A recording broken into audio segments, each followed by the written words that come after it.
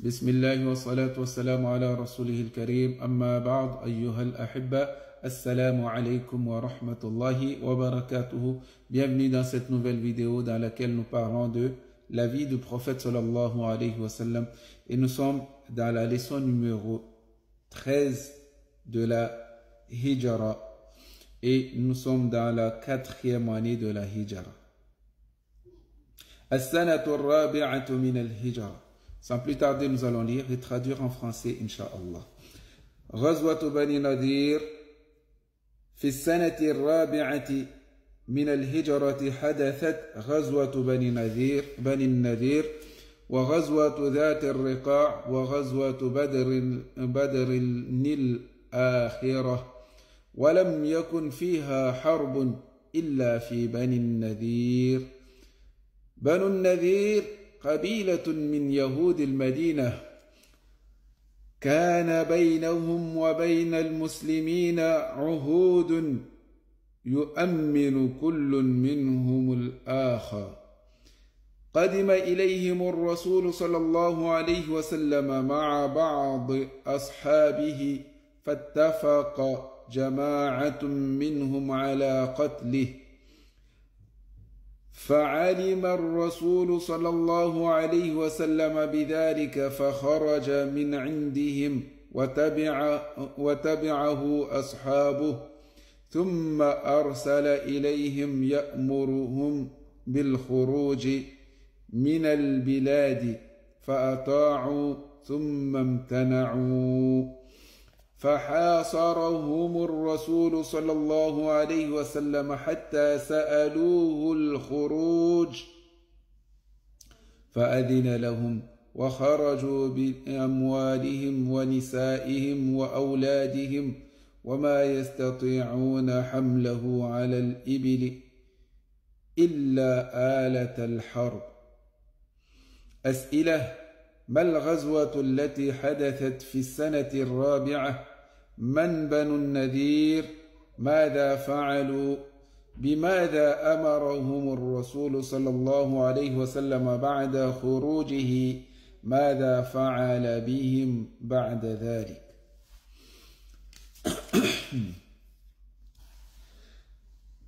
L'an 4 de l'Hégire, la bataille contre les Banu Nadir. Dans l'an 4 de l'Hégire, il s'est produit la bataille contre les Banu Nadir et la razzia de Dhati Riqa et la razzia de Badr, le dernier Badr. Et il n'y a pas, dans tout cela, il n'y a pas eu de guerre sauf contre le Banu Nadir. Le Banu Nadir, c'est une qabila, une tribu parmi les Juifs de Médine. Il y avait des traités entre eux et les musulmans. De faire quoi? Traité de sécurité entre les deux, il y aura pas de guerre entre eux. Chacun sera en sécurité auprès de l'autre. Que les musulmans seront en sécurité et que les juifs seront en sécurité aussi. Le prophète sallallahu alayhi wa sallam est parti avec certains de ses compagnons vers les Banu Nadir. Et un groupe parmi eux, parmi les Banu Nadir, se sont mis d'accord de tuer le prophète sallallahu alayhi wa sallam.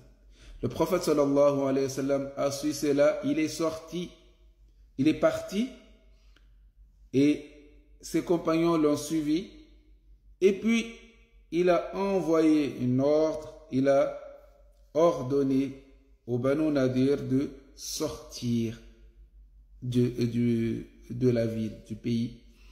Fa'ata'u, ils ont obéi, thumma imtana'u, et puis ils se sont retenus, ils ne voulaient plus partir, ils se sont retenus, Ils ne voulaient plus partir. Alors le prophète sallallahu alayhi wa sallam est parti les encercler, les assiéger, jusqu'à ce qu'ils ont demandé à partir, à quitter. Le prophète sallallahu alayhi wa sallam leur a ordonné l'autorisation. Ils sont sortis avec leurs biens et leurs femmes et leurs enfants et tout ce qu'ils avaient, tout ce qu'ils pouvaient porter sur leurs chameaux, sauf les armes de guerre. Ils n'avaient pas le droit de sortir avec leurs outils de guerre. Tous les armes, ils ne pouvaient pas partir avec. Prenez tout sauf les armes. As'ila, question. Quelle a été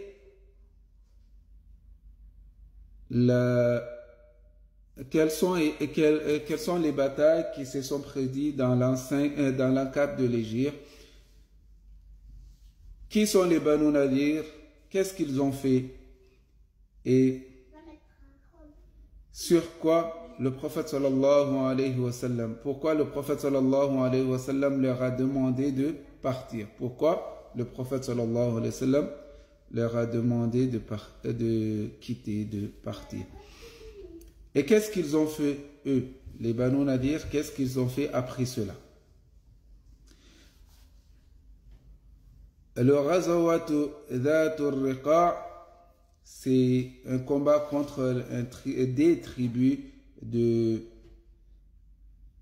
Najd, qui vient de Najd, qui avait l'intention de combattre le prophète sallallahu alayhi wa sallam. Parmi eux, il y avait le Banu Tha'laba et le Banu Muharab. Ils se sont réunis pour aller combattre le prophète sallallahu alayhi wa sallam. Et quand le prophète sallallahu alayhi wa sallam est venu vers eux, ils se sont enfuis. Ils se sont enfuis. Le prophète est sorti avec 700 hommes pour aller à leur rencontre. Ça, c'est après la bataille de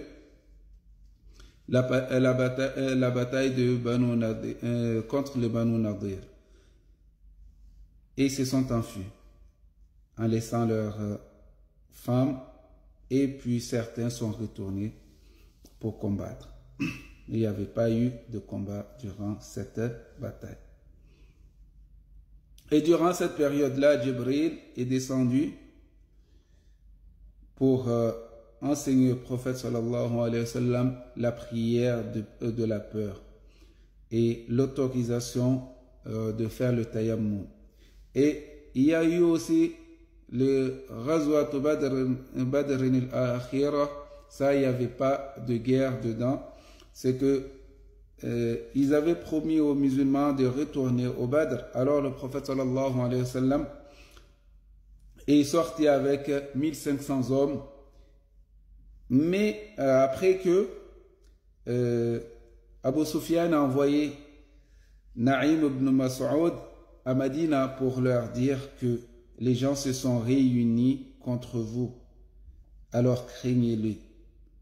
Le verset dans Surat Al-Imran, بعد أعوذ بالله من الشيطان الرجيم إن الناس قد جمعوا لكم فاخشوهم فزادهم إيمانا وقالوا حسبنا الله ونعم الوكيل.